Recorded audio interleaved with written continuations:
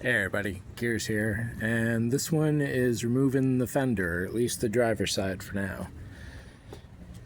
It's possible to remove a little bit of the clips and screws up front and peel the side skirt back if you want to access the fender, but I'm painting the whole car anyway, so the entire side skirt has to come out.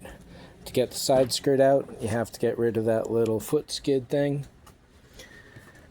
Here's my old one. It's got that little crack in it, really weird. So I went to a junkyard and got a new one for about 10 bucks.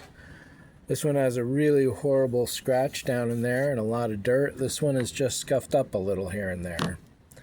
So that one is not perfect, but it's way better than this one. Inside here, we got a 10mm bolt up there. Then there should be two 10mm bolts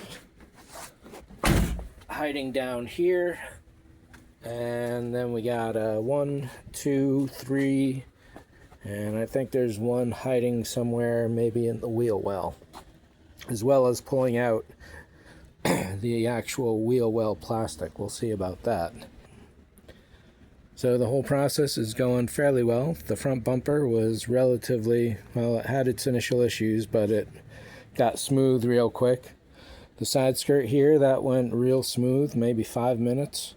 Not too bad. 2 out of 4 of the clips were pretty much wasted. I bought 100 new ones for like $8 on eBay or something. So I'm replacing those. And one typical piece of advice is to put your bolts back where you pull them from. Sensible. In this case, I'm painting stuff and I don't want them to get lost, so I'm going with the diligent bagging and labeling route. Side skirt, 4 clips, 7 screws. I've already replaced the clips. Initially I was taping all the screws together, and then I found the bags. I need to find some smaller bags, but that's where that is. And what else have we got here in the notes? So yeah, there's some plastic tabs on the inside there.